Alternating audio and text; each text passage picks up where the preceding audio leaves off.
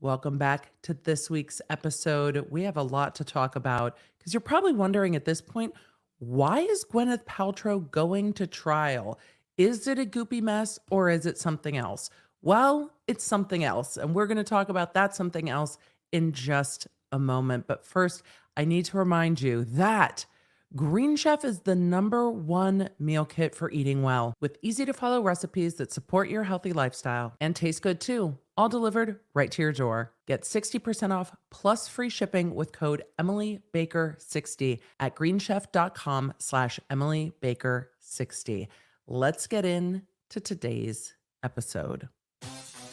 Welcome to The Emily Show. I'm Emily D. Baker, the internet's go-to legal analyst and big fan of the cursey words. I've been a licensed attorney for over 17 years. I'm a former prosecutor, and I break down the legal side of pop culture and entertainment stories we can't stop talking about. We should just get into it. Let's go. This Gwyneth Paltrow ski slope trial is kicking off on Tuesday, March 21st, after I record this, but before this goes live. So I will be keeping you up to date.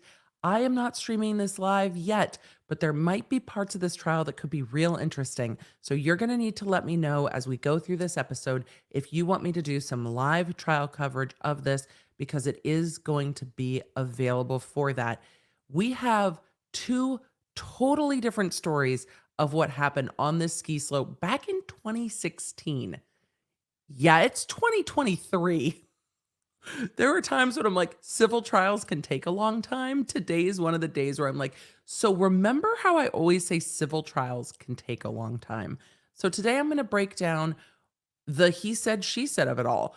What the plaintiff is saying, what Gwyneth Paltrow is saying, what the motions in Limine tell us about this trial that's about to kick off, and what's at stake here, and what the jury needs to decide, and what the judge can decide depending on liability. That's how we're breaking all this down today, because I think this might be very interesting. We know there's going to be a lot of depositions played, medical experts coming into play, and we learned some things about goop that I didn't know. Maybe y'all know. I'm not paying close attention. I'm sorry, I'm not. I know we're talking about Gwyneth Paltrow and not her diet. It was so interesting last week when I started seeing the internet talking about her, but not talking about this trial. I was like, oh, interesting. Is it diversion from this trial? Are people interested in this trial? I'm interested because it's rare, really, that we get to see a ski slope collision play out in court. And then you have a celebrity as one of the people. And the motions in limine tell us a whole lot. I've not seen them covered anywhere else. These are court documents obtained by me that I have seen no one cover. So, of course, we're going to take a deeper dive than anybody else is going to. That's what we do here. So, I'm going to give you an overview, and then we're going to get into the what he says and what she says of it all. The plaintiff in this case is Terry Sanderson. Terry Sanderson alleges that on February 26, 2016, except he doesn't put the date anywhere in his complaint, and I had to go to the answer of Gwyneth Paltrow to find the date, which I was like, why don't you have the date in here? Oh, because it was filed in 2019. So why is the date not in there? He says that Paltrow skied out of control and hit him while he was downhill, knocking him down, knocking him out, causing brain injury, 4 broken ribs, and other serious injuries. That Paltrow got up, skied away, and left him stunned in the snow. Gwyneth Paltrow is alleging that she was skiing downhill, and the plaintiff, quote, took her out from behind. That's in her complaint. We're going to go look at it together. That she did not see or hear him approach, that he collided with her. She was angry with him. He apologized to her and told the ski instructor she was with that he had not seen Paltrow. The ski instructor made an incident report, and Paltrow was told that he was fine, but she was annoyed because she was sore and had to stop skiing for the day. Both parties at this point are suing for negligence. We'll talk about the counts that were dismissed a little bit and then into the motions in limine. So let's just go to the he said, she said of it all. When this was filed back in 2019. This doctor had a press conference about the lawsuit. I've seen it mentioned in numerous court filings, and the courts reviewed a transcript of it about whether the press conference can come up in trial. Spoiler alert. Yes, the press conference can come up in trial. So a press conference was held where statements were made about it. I am going to KSL.com for this reporting about the doctor's statements and the press conference. So we get a little taste of what he had to say after the lawsuit was filed. The headline is Doctor sues actress Gwyneth Paltrow over collision at Utah ski resort. Those of you that are skiers are like, Emily, which one? Deer Valley. It's at Deer Valley. Don't worry. We'll get to which run it is later. It says a retired doctor has filed a lawsuit against prominent Hollywood actress claiming she severely injured him in a hit and run ski crash at Deer Valley. Terry Sanderson, 72, announced the lawsuit Tuesday against Gwyneth Paltrow and the ski instructor. That's been dropped. Sanderson is seeking at least $3.1 million from the actress. That has been modified substantially at this point. Sanderson said, I've skied for over 30 years. I've never knocked anybody down and hurt them. I've never been knocked down or got hurt. I think this is kind of a unique situation, and especially when it was unkind to leave me there, he said. On February 26, 2016, Sanderson said he was on a green run called Bandana when an out-of-control skier hit him from behind, knocking him down hard, knocking him out, and causing a brain injury and 4 broken ribs. Just before he was hit, this is not in the complaint that I've seen yet, Sanderson said he heard a scream as if the woman about to hit him wasn't paying attention and at the last minute realized a collision was unavoidable. What is that sound? Wait, is it this? Is this the sound? Is this the sound? Is that what it sounds like when someone is screaming as if they're not paying attention? What is a scream that says, I'm not paying attention? I don't know what that is. He said, I heard this hysterical scream like you never hear on a ski run, never have heard it in my life, just absolutely like, this is his quote to the newspaper, just absolutely like King Kong come out of the jungle or something. It was just instantaneous. I got hit in my back, he said. He said he was wearing a helmet and he fell face first into the snow with Paltrow on his back. When they hit the ground, she rolled off him. He believes he was knocked out for 5 to 10 minutes. Please keep that in mind. Please keep that in mind as we get to his complaint, because I have some questions. He said he believes he was knocked out for 5 to 10 minutes. Of course, perception of time can be wrong, especially with brain injury, especially with being knocked unconscious. But this is going to come up in trial when vetting who is telling the truth in this story. He said, I remember feeling sore. My ribs were really sore, and my brain felt like it had been injected with Novocaine. I didn't know how else to describe it. It was just numb. Nothing was making sense. He said it took him a moment to remember his name, but he couldn't remember where he was. I know I'm skiing, but I have no idea where I'm skiing, he's quoted as saying. And that's when the ski guy that was there, that I really thought was there to help, he left, and I remember having a sinking feeling in my stomach. So that's what he said about the collision.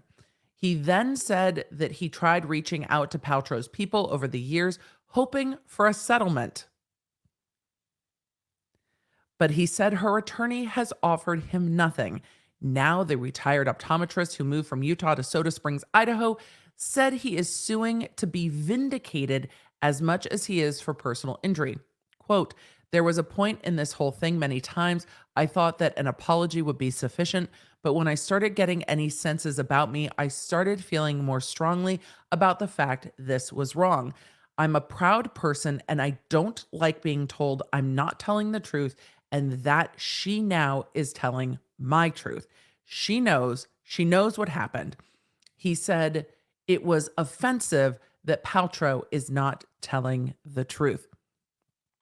When asked if he would have still filed the lawsuit and held a press conference if the person he collided with wasn't a celebrity, he said yes. Quote, I think we would be having a press conference for any major ski collision where someone suffers a brain injury and has 4 broken ribs, and the at-fault skier skis away, and the at-fault participating ski instructor skis away without rendering aid. This is a standard kind of ski collision case. He also said that skiers are held by the code. Stick to the code, not more of a guidelines, more of a code, not to ski recklessly or out of control. Quote, it's very, very important rule for skiers, and it even applies to celebrities, believe it or not. And it even applied to Gwyneth Paltrow.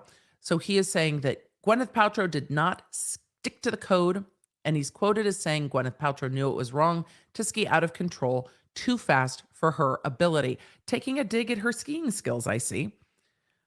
It goes on to say, but she did it anyway.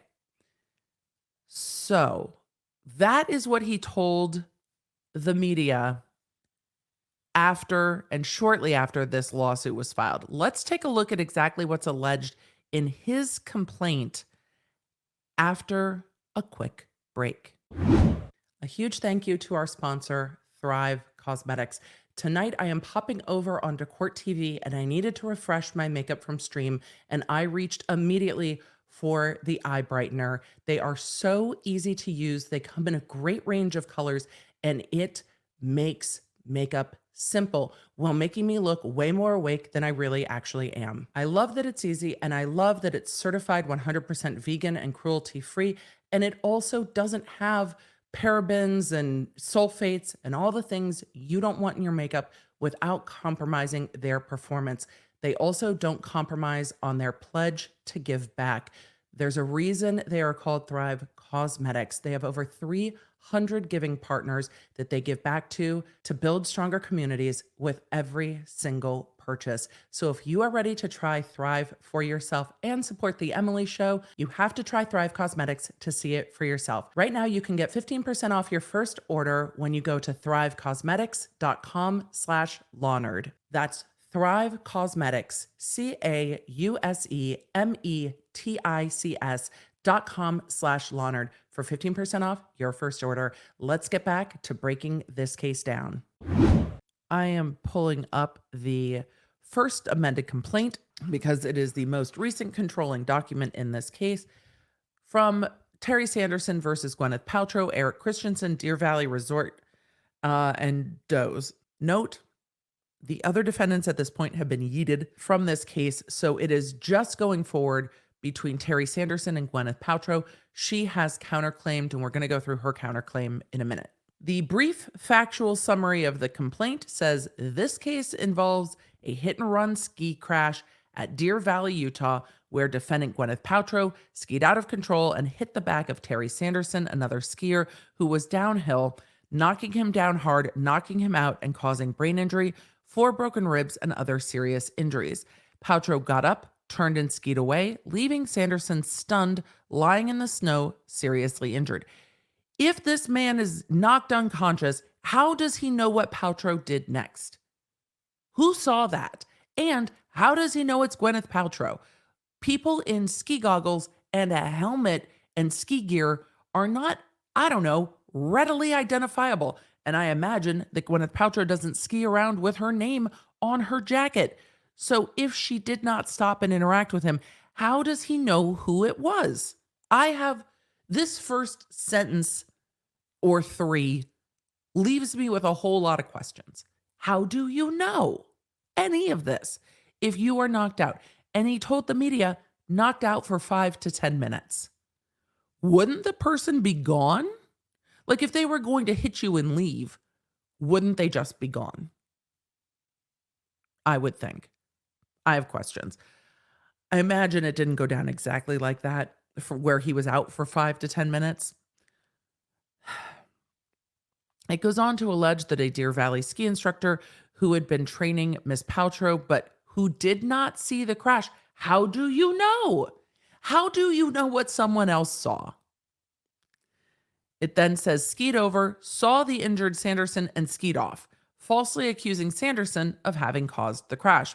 He also failed to send help as he was obligated to do, and later filed a false report to protect his client, Miss Paltrow.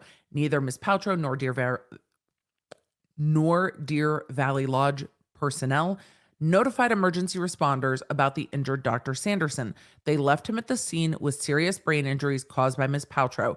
No one from Paltrow's group, including at least two Deer Valley employed instructors, bothered to call the ski patrol to assist the severely injured Dr. Sanderson. Later, Deer Valley ski instructor Christensen filled out and signed an incident report, falsely stating that Paltrow did not cause the crash, even though Mr. Christensen did not see the crash. How do you know? These negligent actions by defendants, including Gwyneth Paltrow and Deer Valley, caused additional emotional distress. It then gets into jurisdiction and venue, which they are starting trial, so they are in the right jurisdiction and venue, or at least everyone is acquiesced. They go through the parties, the general allegations that Paltrow was skiing out of control, Paltrow was skiing too fast for her ability on a beginner run, Paltrow was distracted. How do you know this? Paltrow was skiing in a group of skiers, including family and friends and Deer Valley employees that were skiing to the bottom of the hill to meet others for lunch. How do you know what they were going to do? Deer Valley employees, including defendant Christensen and others, were instructing and guiding Gwyneth Paltrow and her family and friends in a group while they skied down the slope. It goes on to say Paltrow, Deer Valley, and its employees, including without limitations Christensen and others, owed a duty to other skiers, especially downhill skiers such as Sanderson, to ski safely, in control, while maintaining a lookout for other skiers. These duties were especially important as the party came to the part of the hill where the bandana trail was located. All defendants owed Dr. Sanderson a duty to notify ski patrol or other emergency responders about the crash and left Sanderson on the slope regardless of the cause. Paltrow knew it was wrong to ski out of control. Paltrow knew the downhill skier almost always has the right of way, and Sanderson was downhill from Paltrow. This is going to be a key factor of this case, who the downhill skier was, because the downhill skier has the right of way and the skier uphill has to yield. Paltrow knew it was wrong. It goes on to allege to slam into Dr. Sanderson's back, knocking him down, landing on top of him, knocking him out, and then leaving the scene of the ski crash she caused, but she did it anyway. It alleges that Christensen, a Deer Valley ski instructor, knew it was wrong to scream at Dr. Sanderson after he was knocked down and injured by Gwyneth Paltrow, but he did it anyway. It's a very interesting complaint. Christensen and other Deer Valley employees who witnessed some or all of the ski crash. Look, earlier it says Christensen didn't witness the crash at all. Which was it? Did they witness the crash or did they not witness the crash? Or did they witness the aftermath of the crash? In the complaint, it contradicts itself.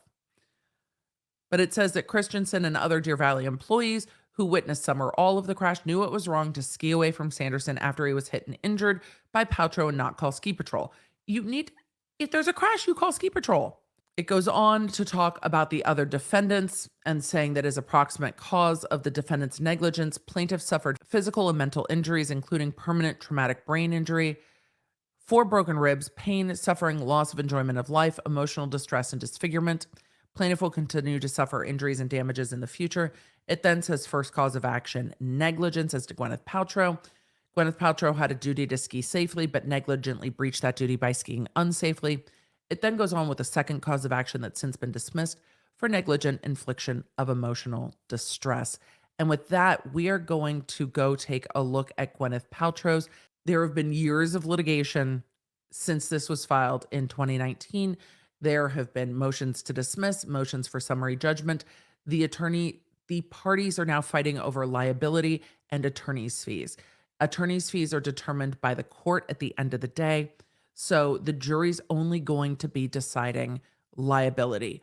Who crashed into who on this ski slope? This is literally a he said, she said between this person, Gwyneth Paltrow, and whatever ski instructors were around that might have seen this, and then determination of causing injury and how much of that injury will be proven. We will see if they are seeking damages as for some of that, but the judge will determine attorney's fees, not a jury. So the jury is going to be deciding the negligence. whom struck whom on the slope in Deer Valley. Let's take a look at Gwyneth Paltrow's answer and counterclaim. This was filed on February 20th, 2019, and is a denial in way of the answer while maintaining the affirmative defenses and then a counterclaim. So let's take a look real quick at both aspects of that. The introduction says 3 years after a ski collision, plaintiff threw a press conference to assert that Gwyneth Paltrow had struck him on a ski slope, causing him permanent brain damages. He asserted that she simply skied off, leaving him unconscious, a hit and run. He demanded Ms. Paltrow pay him millions. If she did not pay, she would face negative publicity resulting from his allegations. Plaintiff admits he does not remember what happened. Well, that's not what the complaint says exactly. Ms. Paltrow remembers what happened very clearly. It goes on to say she was enjoying skiing with her family on vacation in Utah when plaintiff, who was uphill from Ms. Paltrow, plowed into her back. She sustained a full body blow. Ms. Paltrow was angry with plaintiff and said so. Plaintiff apologized. She was shaken and upset and quit skiing for the day, even though it was still morning. A Deer Valley employee was present at the scene. The Deer Valley employee asked plaintiff, whose friend had now caught up to plaintiff, whether plaintiff was okay. Plaintiff said he was. The Deer Valley employee prepared a report that determined plaintiff had taken Paltrow out from behind and that plaintiff was the uphill skier, thus responsible for the collision. Plaintiff, age 69, had told his doctor about 1 year earlier that he was blind in his right eye and that his vision in his left eye was decreasing. Just 3 weeks before the incident, plaintiff told his doctor that plaintiff had, quote, gotten old all of a sudden. Well, that I empathize. It sucks when you start feeling like nothing is working. I'm definitely not 69 years old, but I have had many of those moments. Somewhere after 30, you're like, why does it hurt after I sleep? It goes on to say, other than his vision problems, he had 15 other chronic medical issues. This is going to come up in trial. It's in the motions in limine, especially with regard to this defendant's vision. After the accident, plaintiff's doctor conducted neuropsychological testing that did not demonstrate any deficits in his cognitive functioning. Plaintiff's friend who was skiing with plaintiff said that in his interactions with plaintiff since the collision, plaintiff acted the same mentally as before the collision. The two tellings of this ski collision could not be more different. You either have somebody who is grievously injured or someone who is Paltrow, who is sore and takes the rest of the day off after he took her out from behind. The way I misread that, like the first 3 times I read it, I was like, wait, no, that's not what it says. Defendant Paltrow's answer to the amended complaint. And then it goes on to give the denials. But the first denial is a response to plaintiff's brief factual summary. The allegations made in the brief factual summary on plaintiff's amended complaint are unnumbered, making it difficult to respond to each asserted fact. The shade. Therefore, Ms. Paltrow denies the whole section and offers the following brief factual summary instead. Great! The lawyer sass is already delightful. I'm delighted. On February 26, 2016, Gwyneth Paltrow went skiing with her family at Deer Valley Resort in Park City, Utah. At about 11:55 a.m., according to an incident report created that day, Ms. Paltrow began making short turns on the right side of Bandana, one of the resort's easier runs, when a male skier hit her from behind. According to the written report, plaintiff took her out from behind, hereafter referred to as the collision. She did not hear or see the man approach. After the collision, plaintiff stood up. Ms. Paltrow told plaintiff to be more careful since he had run into her. He apologized and explained to defendant Eric Christensen that he did not see Ms. Paltrow. As Mr. Christensen reported in an incident report later that day, plaintiff told him, quote, that she appeared right in front of him, thus admitting he was the uphill skier. His report also indicated that she never saw plaintiff because he came in from behind. After the collision, Craig Rahman, a member of Plaintiff's skiing group, arrived on the scene. By his own admission, he had been at least 40 feet away from the scene on a pretty crowded, busy hill. Mr. Christensen told Paltrow and the family's other ski instructor to stay with Paltrow's children, who were further down the hill. Christensen continued to speak with Plaintiff. A ski patroller and mountain host representative passed and inquired whether everyone was all right. Plaintiff and Rahman each assured them that they were fine. Paltrow denies that she caused the collision, denies she injured or harmed Plaintiff. It goes on to jurisdiction and venue, and then to the parties, and then into general denials regarding whether or not she was involved in the way they say they were. So she admits that she was skiing on that day, but denies knowledge of Plaintiff's skiing ability. Admits that she was skiing, but denies that she was above and behind Plaintiff on the slope, and so on and so forth. It then goes on to deny the first cause of action and assert that Plaintiff was the downhill skier. It goes into the second cause of action and then starts listing the defenses that are being maintained. We will see what defenses they put on at trial. And then we get into the counterclaim. Defendant Gwyneth Paltrow counterclaims against Plaintiff for negligently causing the skiing collision he blames on her. She hereby incorporates her statements above as if fully restated here. Paltrow seeks to recover damages from Plaintiff/counterclaim defendant Terry Sanderson arising from the collision he blames on her. Plaintiff caused the collision, injuring Ms. Paltrow. Because her injuries were relatively minor, she seeks only symbolic damages in the amount of $1, plus her costs and attorney's fees to defend this meritless claim, which at this point might be very substantial. Resolution of this counterclaim will demonstrate that Plaintiff ran into Ms. Paltrow and nevertheless blamed her in an attempt to exploit her celebrity and wealth. Any recovery obtained by Paltrow will be donated to a charitable organization.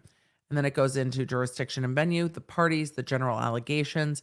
The general allegations are slightly different than above in that they add that Paltrow was wearing a helmet and goggles and did not hear him, that after the collision, Plaintiff did in fact stand up, and the rest of the statement of facts is the same as we've read above. It goes ahead with one cause of action for negligence, saying that Terry Sanderson had a duty to ski with reasonable prudence as required under Utah law. Mr. Sanderson negligently breached that duty when he struck Paltrow, who was ahead of him on the mountain, physically and violently knocking her to the ground. Plaintiff, age 69, told his doctor about 1 year earlier that he was blind in his right eye and had decreasing vision in his left. He had 15 other chronic health problems. At a minimum, his vision problems impacted his inability to ski safely. I think it impacted his ability to ski safely, but it says inability. I thought I read it wrong. It goes on to say, as a direct and proximate cause of his breach of the duty of care, Paltrow suffered damages. And then the demand for jury. So as this is gearing up for trial, let's take a look at what those motions in Lemonade have to say. We're going to make some lemonade with these motions. As the Gwyneth Paltrow ski collision trial gets underway, I will be doing some live coverage because the law nerds requested it. The best way to stay up to date with my trial schedule is at lawnerdaralert.com.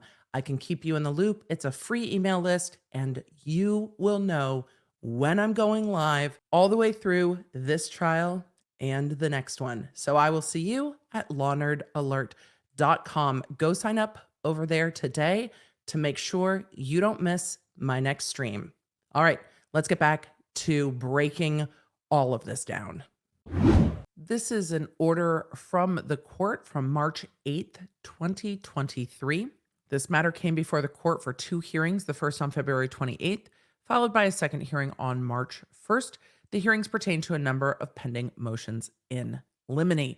Yes, we call them motions in limine. If you are new here, why? Because limine sounds a lot like lemonade, and this is the attorneys kind of going to make lemonade out of lemons, depending on the rulings they get in these motions in limine. We will see a lot of the court saying, I can't rule on that yet because it depends on how the evidence comes in. I know some were critical of Judge Newman for deferring some of the motions in limine, but some things it just depends so much on the way that evidence comes up. How is it raised? What is the context? What other evidence has come in? What is the question being asked? A lot of those decisions need to be made as the case progresses, but there are quite a few rulings here. What's more important and interesting to me is what exactly are the attorneys asking for?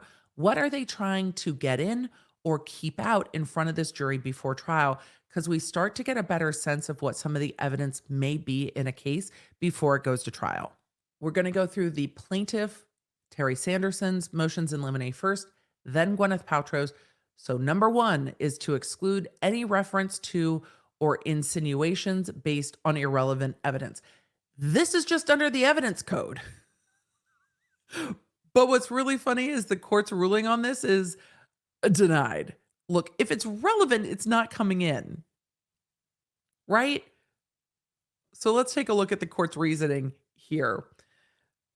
The plaintiff's motion seeks to preclude evidence of the plaintiff's business dealings, unlawful acts, unfounded alleged sexual harassment, or unsavory behavior. So that's what the plaintiff is trying to keep out. Any evidence of the plaintiff's business, unlawful acts, unfounded alleged sexual harassment, or unsavory behavior. What is coming up in this trial? This is a ski slope collision. The court has ruled that as a threshold matter, the plaintiff's motion lacks specificity regarding the alleged, quote, prior bad acts, which the plaintiff is seeking to exclude. Thus, the court cannot make an admissibility determination at this time. However, the oral arguments surrounding this motion raised peripheral issues which warrant further discussion. Specifically, the defense raised various lines of argument regarding character, motive, bias, and credibility, which the court addresses herein. The court then cites State versus Garcia about prior evidence of bad acts and when it is admissible. The court says defense counsel suggests that plaintiff's prior actions or behaviors may indeed be relevant if not for conformity evidence, meaning showing conformity there with bad character or prior bad acts.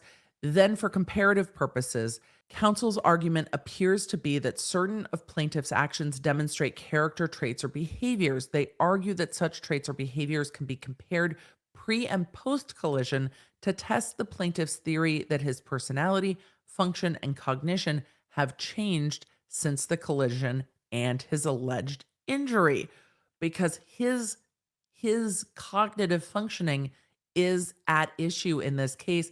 So the defense is arguing, no, some of these things will show that he has or has not changed, and we can inquire. The court then says, having considered the arguments on this point, the court first rules that such evidence is subject to the limitations of Rules 404 and 402. The necessity and relevance of such evidence will also depend on the defense establishing a valid medical connection between the offered evidence and expert testimony regarding, for instance, the pertinent symptoms or diagnoses of the plaintiff's alleged injury. Without expert testimony pointing out such a connection, evidence of instances of behavior or character traits, as alluded to by the defense, can be construed as impermissible. The defense also raises the prospect of examining plaintiff's motive and credibility. As Garcia observed, evidence of motive may be admissible under 404b2. We know so much about motive. We've learned all about motive because Murdaugh.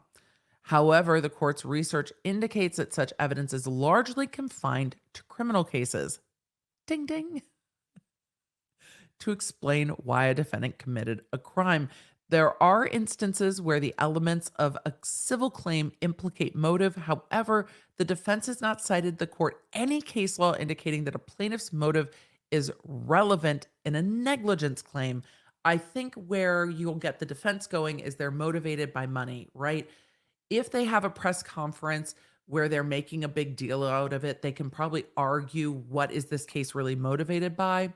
But they're looking at motive under the criminal exception, and the court's like, I don't think you're going to get there. This is a negligence claim. They say the defense suggests that motive may be relevant here because the defendant's celebrity status and financial success was a motivating factor for the plaintiff in bringing his action or seeking certain monetary damages. The court is not persuaded by this argument. There it is. A plaintiff in a negligence action is motivated to establish liability and to obtain a financial recovery for alleged negligent conduct. Such general financial motivation does not open the door to character evidence and indeed could improperly influence the jury.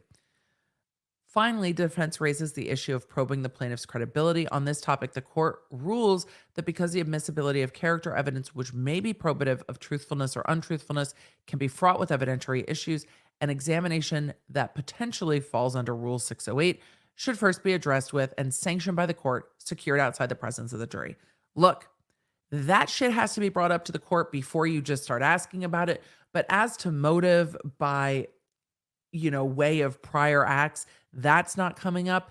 And if Gwyneth Paltrow's attorneys want to try to ask about prior acts and how the defendant has changed or not changed cognitively, that's going to have to be anchored very tightly in expert testimony. Motion in Limine 2 was a surprise to me.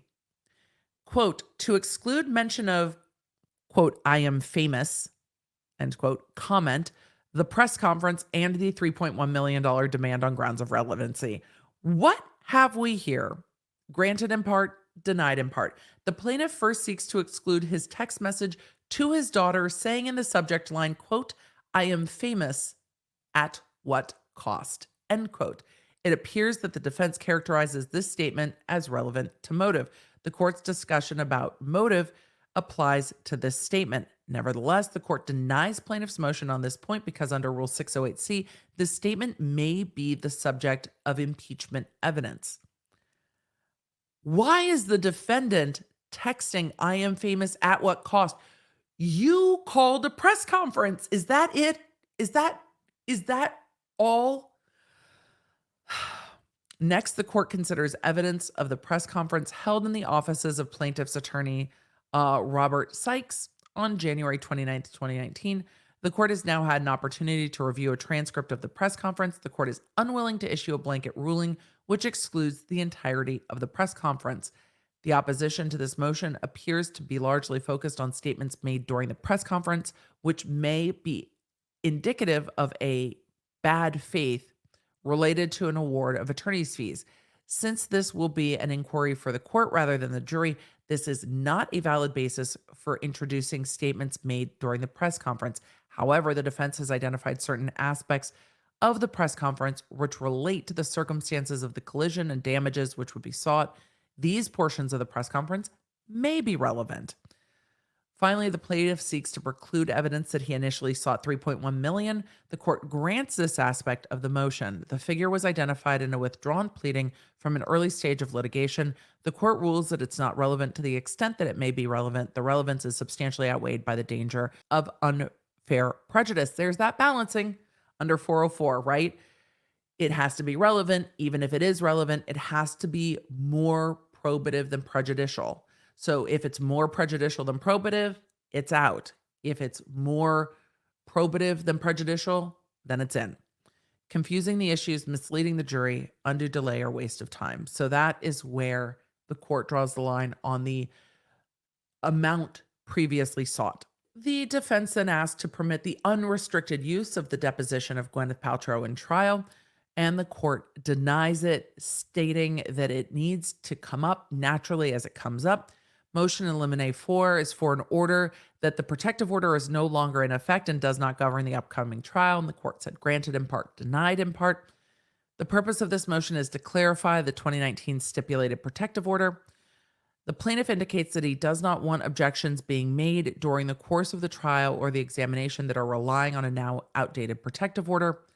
The court did not dissolve the protective order, but says that it will not limit the party's ability to introduce evidence. Motion in Limine 5 is to limit the defense's cross-examination to the scope of the direct examination. That's denied for lack of specificity. Motion in Limine number 6 is to exclude medical records that are irrelevant to the injuries alleged and discussion of such records at trial. It's reserved, which means the court will decide later. This motion deals with the plaintiff's prior medical history. The plaintiff's reply clarifies that he is not requesting a blanket exclusion of all records.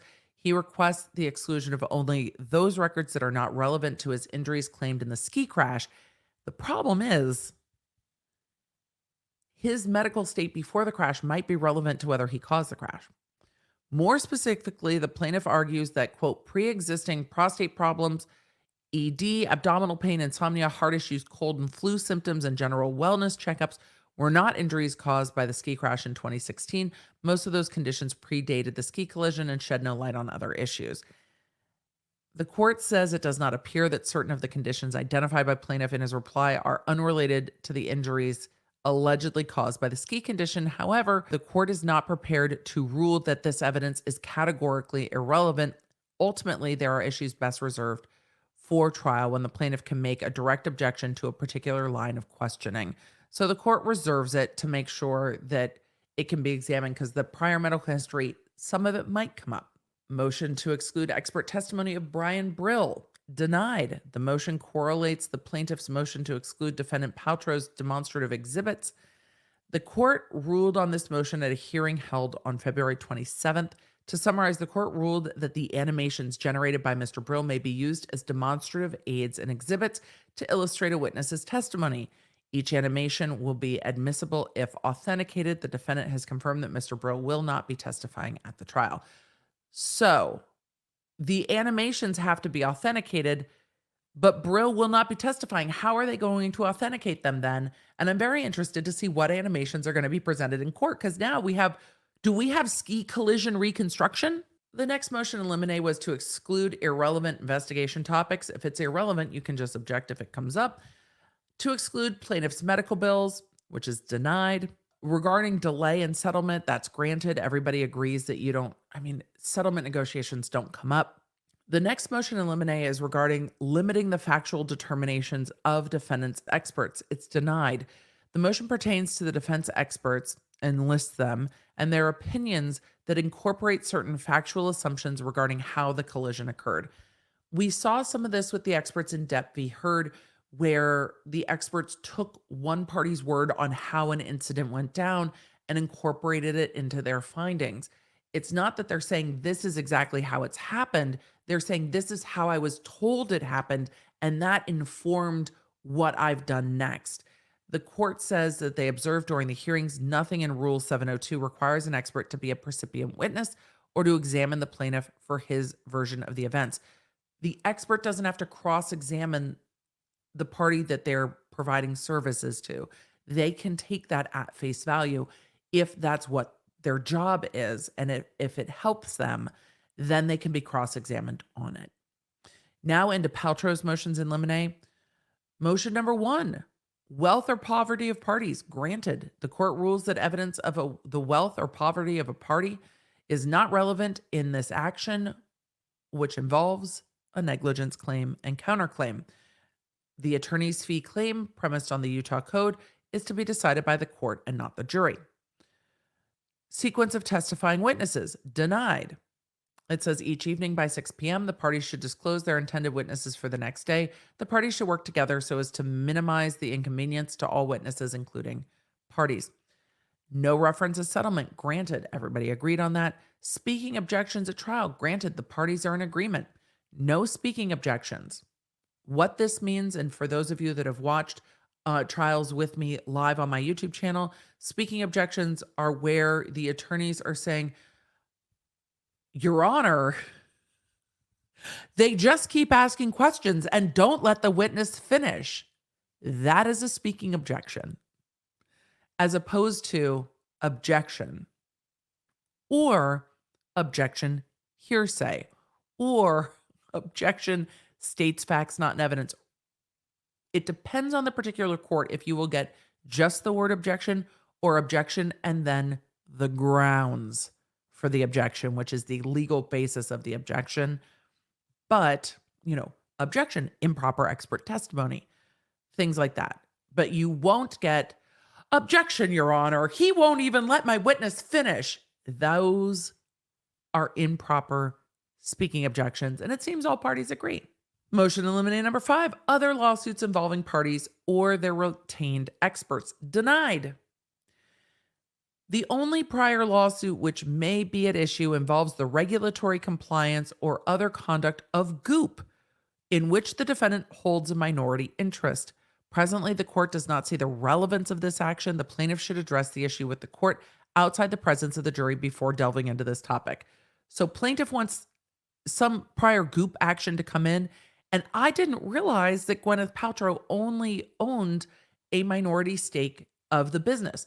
How much that stake is, I don't know. I don't know why I just never really thought about it, but I thought that was interesting.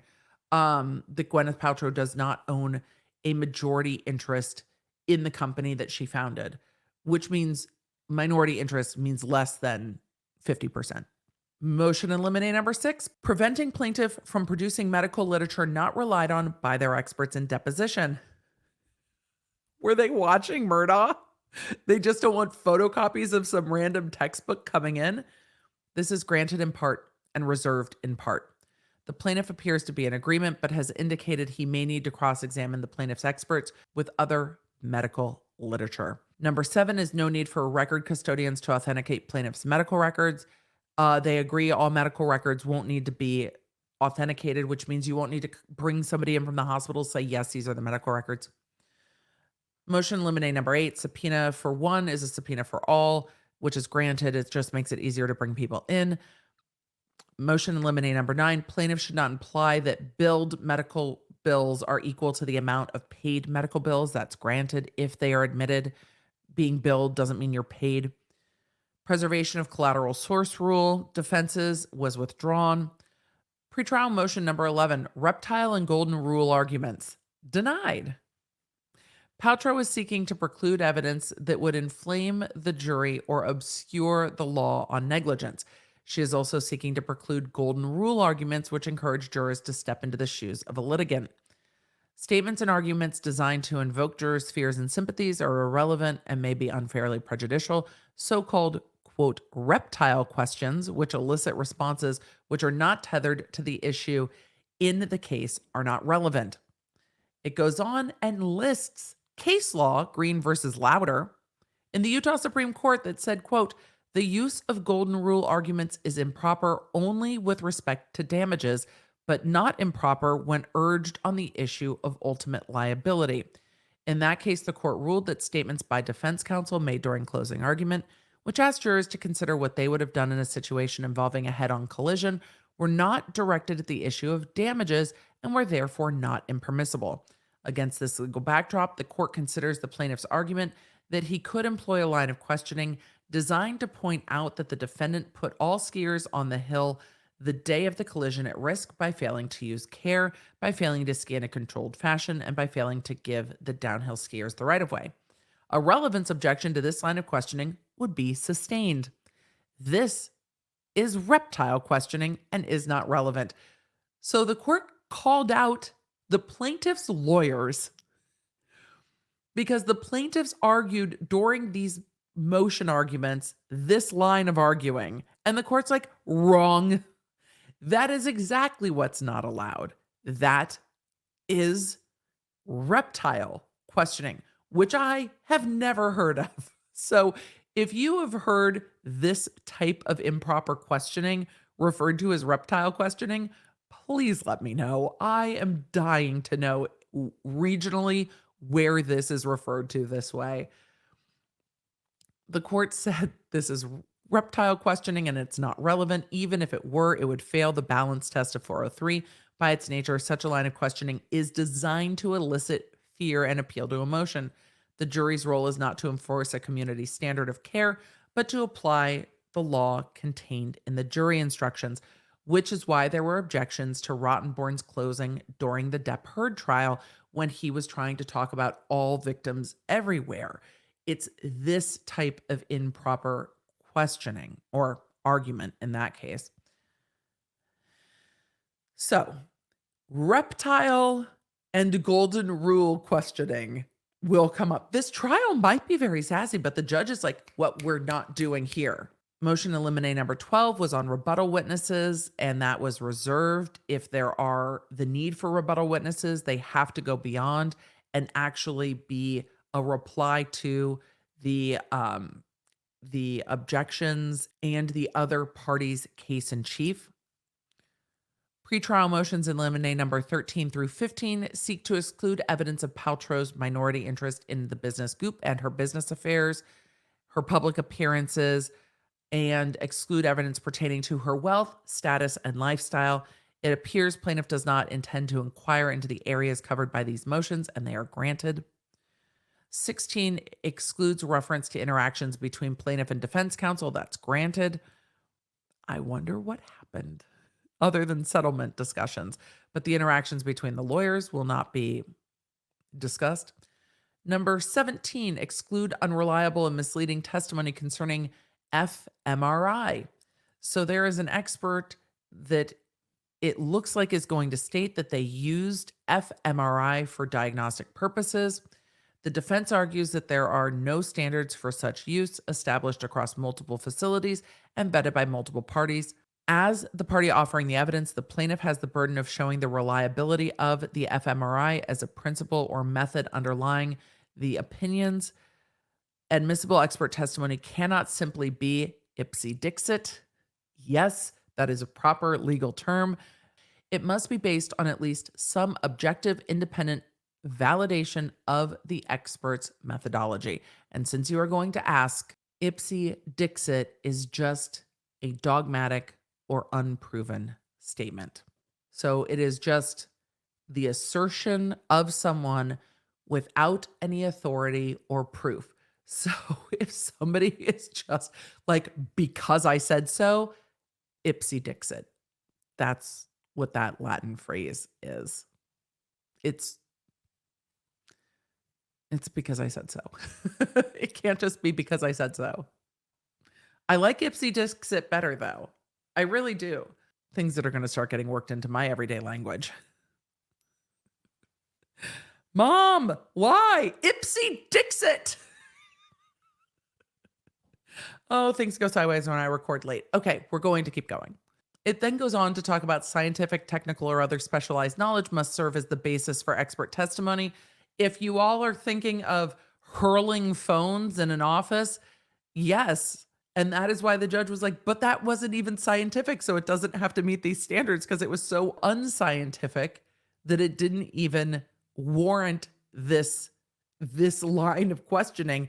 And you saw defense attorney Barber sitting there going, wait, but how does it come in then?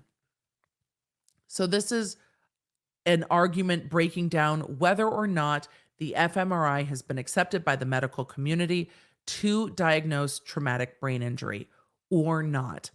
And that is something that needs to be proven. The court has reserved this, but is leaning against letting it in. And there was another deposition of the doctor scheduled for the defense to try to fix it, really. The next motion in limine 18 goes into reevaluations and whether or not there's additional medical records, but the court has said no, the experts' opinions are locked in place. The time for discovery is over. There's no changing it up now. The next one is strict adherence to the decorum order, and that's granted. And then a motion to authenticate photos and emails from plaintiff, which is denied. The issue, the court says, is the authentication of certain evidence that the plaintiff has produced and which the defense has obtained through subpoenas. The plaintiff authenticated certain documents, but not others. So there is an authentication issue with regard to some documents, and the defendant, in this case, Paltrow, if they seek to admit those that were obtained via subpoena, they are going to have to figure out the authentication or bring in the proper parties. And that is the end of the motions in limine. So we know that Gwyneth Paltrow does not own Goop, but in fact owns a minority part of it, that there was some legal stuff going on with Goop that they wanted to bring into a negligent ski action. What are they going to argue that Goop has to do with Gwyneth Paltrow running into or not this gentleman on a ski slope? The issue for the jury is who is the uphill skier and who is the downhill skier, and how did these two collide? That's really what the jury's going to have to decide. And then, of course, there will be discussion as it goes to the damages and medical records and things like that. The court will decide whether or not attorney's fees and how much attorney's fees will be issued if anyone is found liable.